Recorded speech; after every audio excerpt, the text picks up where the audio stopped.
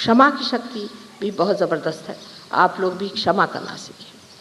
सहयोग में मैं देखती हूँ कि लोग क्षमा बहुत कम करते हैं।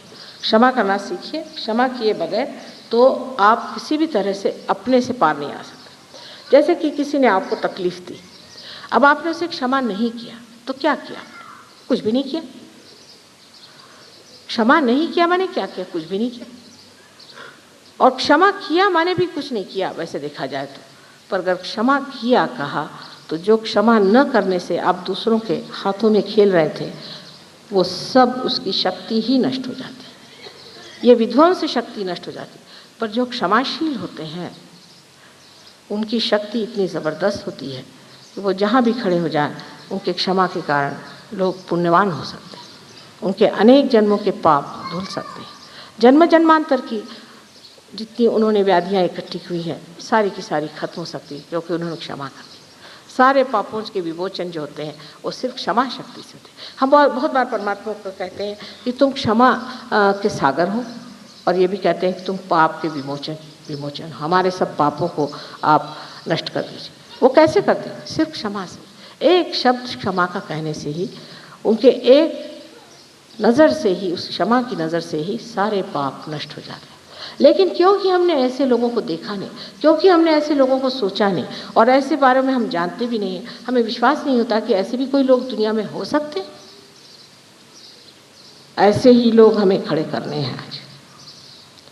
और आप जानते हैं कि जो आप थे वो आज नहीं है, और जो आज है वो कल नहीं रहेंगे। कल ऐसे ही लोग सहयोग में खड़े होने वाले हैं जिनके अंदर दया, क्षमा और शांति की सारी शक्तियाँ प्रज्वलित हैं, और जिनके कारण संसार में हर तरह का आराम, सुख, चैन सब मिलेगा।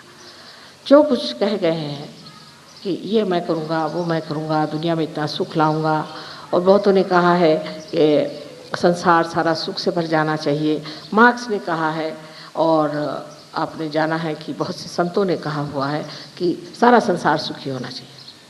कैसे होगा? एक ही तरीका है, जब मनुष्य अपने उत्थान में कुंडलिनी की जागृति पाएगा तो उसकी मानसिक, बौद्धिक, शारीरिक, सांपत्तिक, इतना ही नहीं पर पूरी तरह से उसकी इस कदर परिवर्तनशील शक्ति हो जाएगी कि वो हर चीज़ को बदल सकता है। हर चीज़ को बदल देगा। कोई आफत आई तो उसको बदल देगा, कोई लहर आई तो उसको बदल देगा, कोई पहाड़ आए तो उसको टर सकता है। ये महान शक्ति आपके अंदर कुंडलिनी के द्वारा आ सकती है, क्योंकि आपने अपने आत्मा को प्राप्त किया। इसलिए इस शक्ति को प्राप्त करने के लिए जो छोटे छोटे नियम सहयोग के हैं उनको करना चाहिए। अपने को पहले माफ़ करें, अपने को पहले प्रेम करें, अपने गौरव को पहले जानें,